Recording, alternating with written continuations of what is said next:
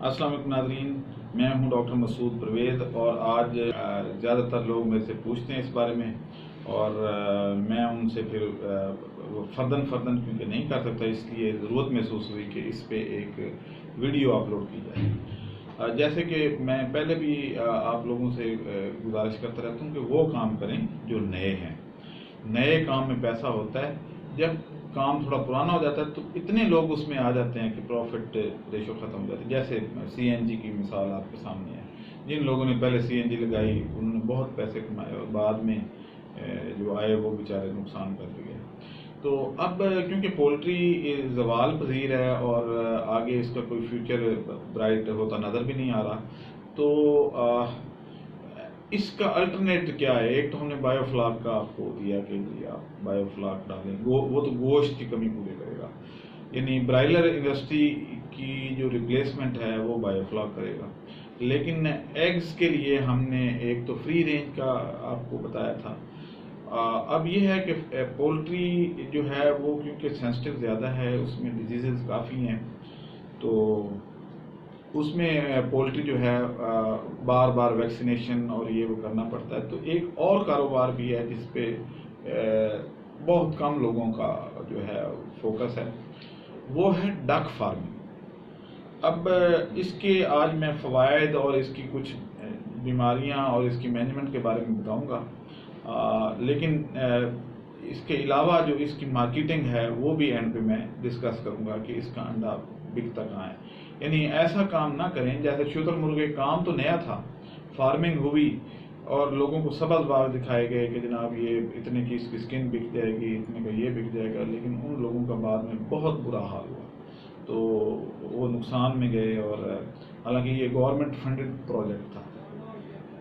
تو ڈک فارمنگ جو ہے اس میں پہلے تو بریڈ کی سلیکشن کیا ہونی چاہیے، تو اس میں ایک خاکی کمبل ڈک ہے جو یہیں پہ انڈین تھی، تو اس میں جب برٹش رول میں وہ وہاں چلی گئی اور انہوں نے اس پہ امپرومنٹ کی، ہم نے تو نہیں کی، جینیٹک امپرومنٹ کر لی انہوں نے۔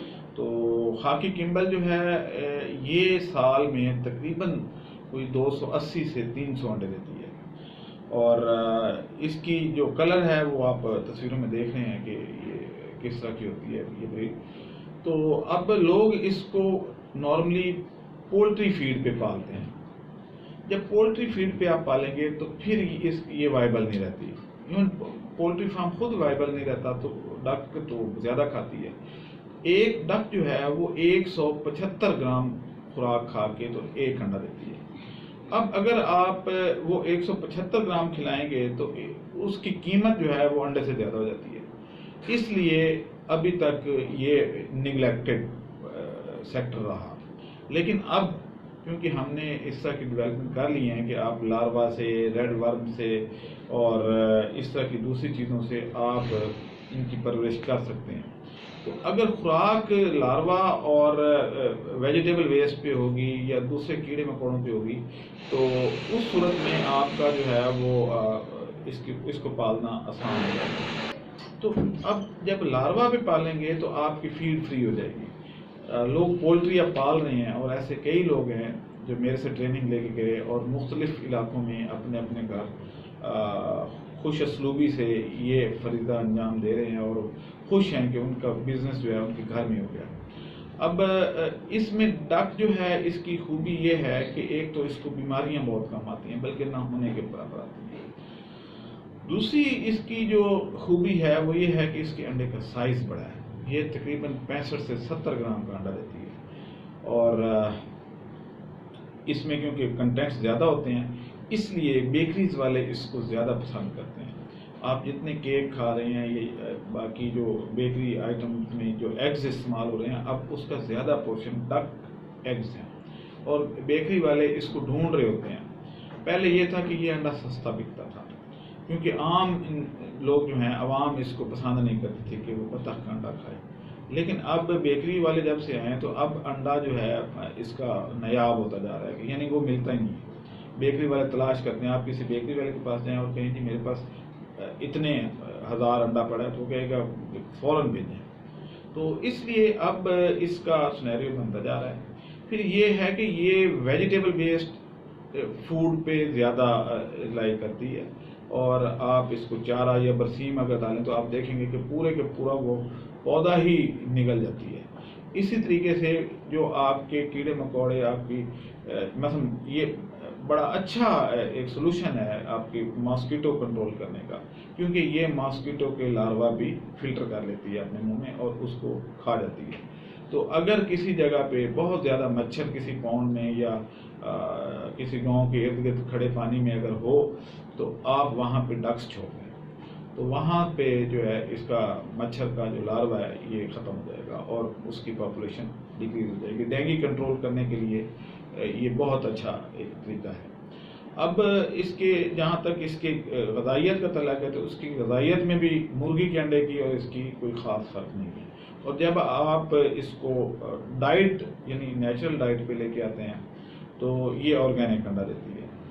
اگر آپ اس کو پولٹری فیڈ والے دیں تو پھر ذائقہ بھی ایک جیسا ہو جاتا ہے، لیکن آپ اس کو نیچرل ڈائٹ پہ پالیں۔